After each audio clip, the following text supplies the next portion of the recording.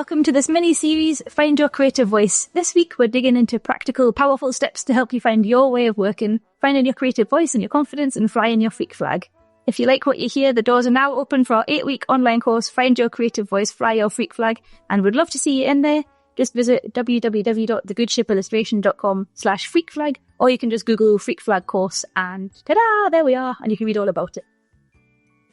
Okay, welcome to step 1, which is bask in your weirdness.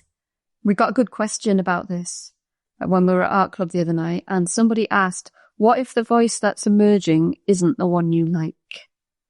Ooh, that's a good question, isn't it? So, yeah, if you're going to bask in your weirdness, surely you're going to love your voice if you're going to embrace who you are completely. Maybe you don't like your voice because you're not really digging into the stuff that excites you most, do you think? Yeah, I think it's also that we always talk about Ira Glass, don't we? We're like obsessed with that quote about the taste guy. So here's where your work is now, and there's where you want it to be. And bridging the gap is really hard. And in that process, you can sometimes hate your work and think the voice you're developing is horrible. But we'll get into another step that we're going to talk about. Like there's not really any shortcuts, unfortunately. I think, and some people might not like the voice that they're working on if they're moving out of commercial illustration or work they've done for a long while and they want a new voice. So there's kind of two areas. I think change is always quite ugly and you've just got to bear with it and see it out. And things will start to move, especially if you look at the things you really like as well and start feeding yourself with good stuff. So good stuff in, good stuff out. But, you know, just bear with it. Your first change will be a bit weird, maybe not to your own taste, but be kind to yourself. I think sometimes if you've been working as an illustrator for a while, you can end up in this situation of not liking your work anymore because you can tend to be over art directed, or there's that thing of anticipating what the art director is going to say and editing your own work before it even gets there. I think when you've been around for a while, that's a point where you might become dissatisfied and need a change. Yeah. And there's that thing, I know you talked about this, Helen, like publishers, the art directing, like over art directing you, and then you kind of get stuck in a box of thinking, oh, I've got to work that way because that's what the publishers want. It can be really scary to break out of that thing. Yeah, and it's not always true either. Often that can just be a voice in your head. Somebody once said, and so then you think it's the rule forever, and it's just not true. Your true self might look a little bit weird because you've been maybe faking it for art direction for so long, and it'll take a while to unearth who you really are. But we were talking earlier about watching the documentary on Moon Age Daydream on David Bowie, and that's a perfect case study in being brave and really waving that freak flag. I mean, he's the king of freak flag. But watching the documentary made me think this is how you build your true voice. So if you haven't seen it yet, go and watch it. It's just mind-blowing, and it'll make you feel braver about your own work. You're sort of learning to appreciate all the weird tastes that you have, the thing that makes you you. Like, what have you always really been into? Do you appreciate that? Do you use that in your work? It's important to kind of think about who you are as a person as well as the way that you draw.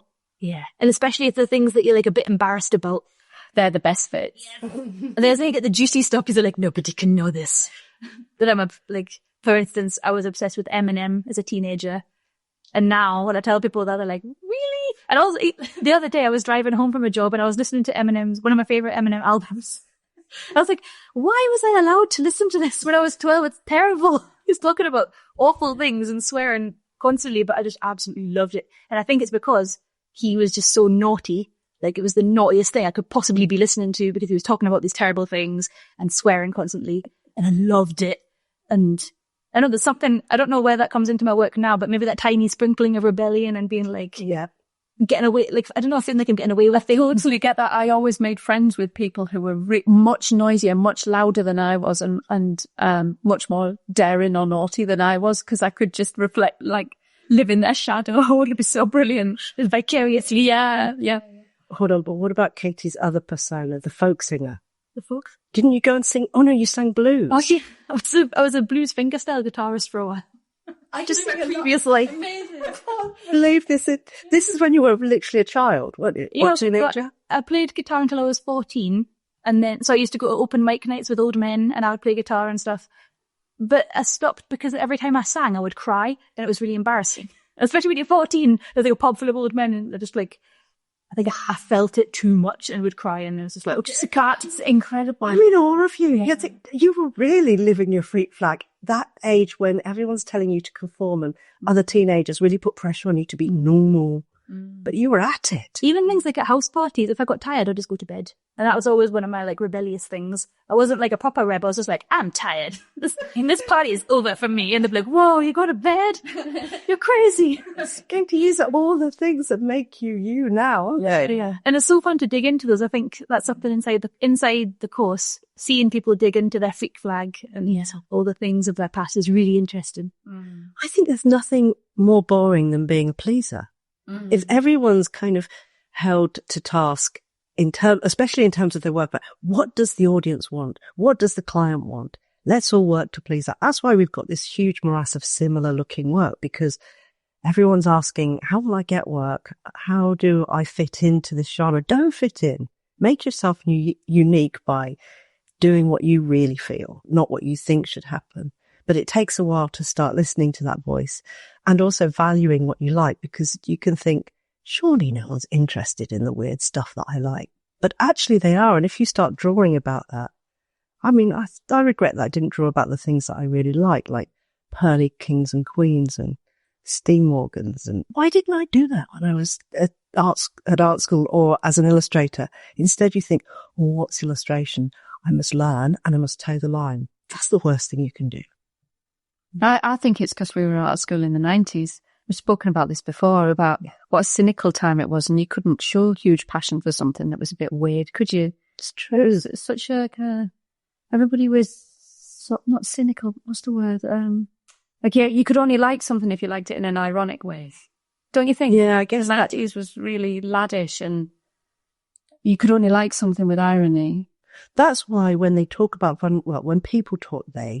when people talk about vulnerability now as a kind of someone with one foot in the boomer generation, I think, oh, I couldn't do that. I don't want to be vulnerable, because we were brought up in that cynical, self-conscious era.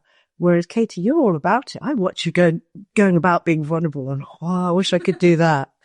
But it doesn't come naturally to, I think, our generation. But that's where it's at, and all the things that I admire come from a place of vulnerability. So I have to push to make myself do that or become that. I was going to say something about, you just made me think, Tanya, about art directors now look for people on Instagram. And if you're too safe and you just want to be a bit like all of the other illustrators on Instagram because you think that's how you're going to get work, you're just never going to stand out. So the people who stand out on Instagram are the ones that really know their voice and really draw about things that mean something to them. So yeah, there's just no kind of long-term career for somebody who's a bit like a load of other people. You really do need to be yourself. Yeah. And that's the whole benefit of flying a freak flag, isn't it? It's the future-proof thing. Because you can be yourself till the cows come home forever. It's so easy. Yeah, you don't have to think about it. As long as you've accessed yourself, it just keeps on giving. Makes the work easier. Yeah, definitely. Especially when you compare it to, you've seen a style that you like and you sort of try it on. It's like wearing someone else's clothes, you can do it for a bit. And you can do it for a bit if you're illustrating something that they've kind of illustrated, but the minute you need to illustrate something they've never done, then you're lost. That's true, yeah. You're following a kind of formula or a manual, but it doesn't give you all the ingredients. And it kind of doesn't feel right. And you know when you're faking it, and it does, and it seems inauthentic, and it's not ethical either. And I find that ethical side of things seems to have gone by the wayside in the past a couple of decades. Everyone's like, it's okay to copy people. Well, it's kind of not, and it feels awful.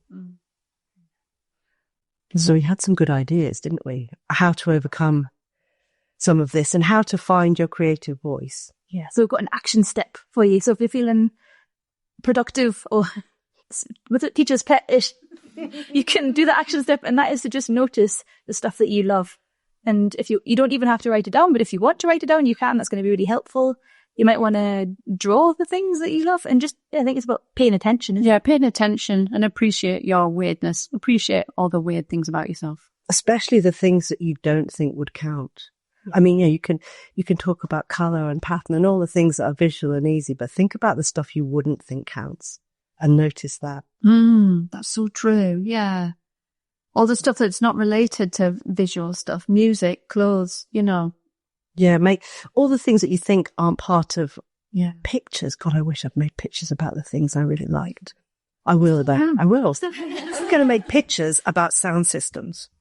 Big box sound systems, especially it was Notting Hill this week. What a great place that would be to draw, wouldn't it? It would be. And go to your source. Talking about drawing, that's the next podcast. Yes, that's the next one. So come back. We're going to be releasing one of these a day. So if you're listening to this in real time, it'll come out tomorrow. But if you're revisiting, it's probably already there for you. So that's nice.